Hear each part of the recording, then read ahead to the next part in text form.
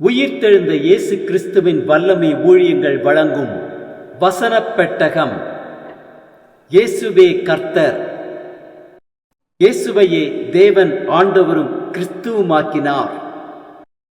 இயேசுவே ராஜாதி ராஜா, கர்த்தாதி கர்த்தா. கிறிஸ்துவே மரித்தோர் மேலும் ஜீவனுள்ளோர் மேலும் ஆண்டவர். கிறிஸ்துவே போதகரும் ஆண்டவருமாயிருக்கிறார். வசனப் பெட்டகத்தின் இன்றைய தின கருப்பொருள்: குணமாக்கும் தேவன்.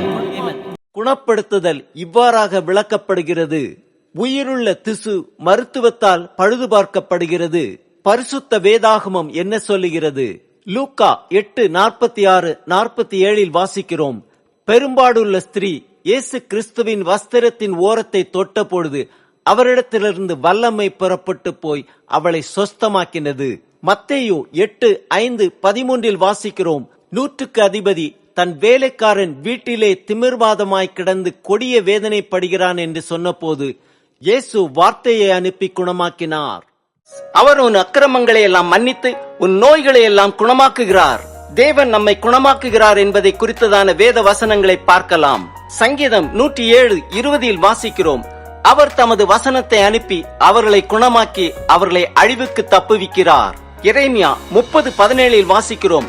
அவர்கள் உன்னை விசாரிப்பாரற்ற சியோன் என்று சொல்லி உனக்கு தள்ளுண்டவள் என்று பெயரிட்டபடியால் நான் உனக்கு ஆரோக்கியம் வரப்பண்ணி உன் காயங்களை ஆற்றுவேன் என்று கர்த்தர் சொல்லுகிறார். யாத்திரையாகமம் 15:26 வாசிக்கிறோம்.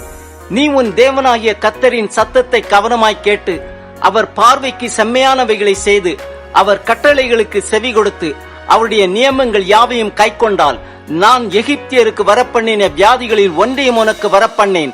நானே உன் பரிகாரியாகிய கர்த்தர் என்றார். ஏசாயா 30:26 வாசிக்கிறோம்.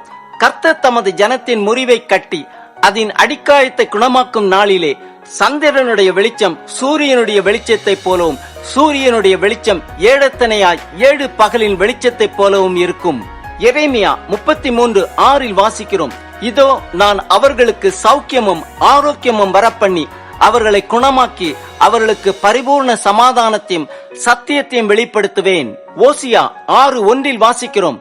கர்த்தரிடத்தில் திரும்பவும் வாருங்கள். நம்மை பீறினார், அவரே நம்மை குணமாக்குவார். நம்மை அடித்தார், அவரே நம்முடைய காயங்களை கட்டுவார். மல்கியா 4:2 வாசிக்கிறோம். ஆனாலும் என் நாமத்துக்கு பயந்திருக்கிற உங்கள் மேல் நீதியின் சூரியன் உதிக்கும்.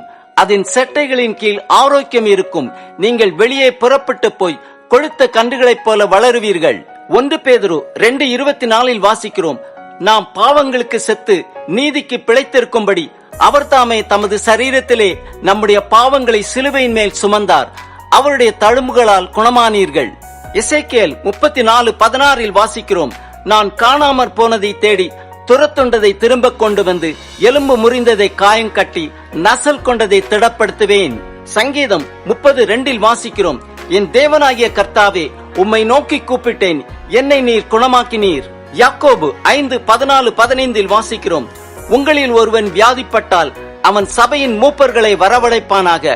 அவர்கள் கர்த்தருடைய நாமத்தினாலே அவனுக்கு எண்ணெய் பூசி அவனுக்காக ஜெபம் பண்ண கடவர்கள். அப்பொழுது விசுவாசமுள்ள ஜெபம் பிணியாளியை ரட்சிக்கும். கர்த்தர் அவனை எழுப்புவார். அவன் பாவம் செய்தவனானால் அது அவனுக்கு மன்னிக்கப்படும். நீதிமொழிகள் 4:20-21-22 வாசிக்கிறோம். என் மகனே, என் வார்த்தைகளை கவனி, என் வசனங்களுக்கு உன் செவியை சாய். அவைகள் உன் கண்களை விட்டு பிரியாதிருப்பதாக. அவைகளை உன் இருதயத்துக்குள்ளே காத்துக்கொள். அவைகளை கண்டுபிடிக்கிறவர்களுக்கு அவைகள் ஜீவனும் அவர்கள் உடலுக்கெல்லாம் ஆரோக்கியமுமாம். நீதிமொழிகள் 17:22 வாசிக்கிறோம். மனமகிழ்ச்சி நல்ல ஔஷதம், முறிந்த ஆவியோ எலும்புகளை உலரப் பண்ணும். சங்கீதம் 147:3 வாசிக்கிறோம். இருதயம் நொறுங்கொண்டவர்களை குணமாக்குகிறார், அவர்களுடைய காயங்களை கட்டுகிறார். 3 யோவான் 1:2 வாசிக்கிறோம். பிரியமானவனே, உன் ஆத்மா வாழ்கிறது போல நீ எல்லாவற்றிலும் வாழ்ந்து சுகமாயிருக்கும்படி வேண்டுகிறேன். லூக்கா 6:19 வாசிக்கிறோம்.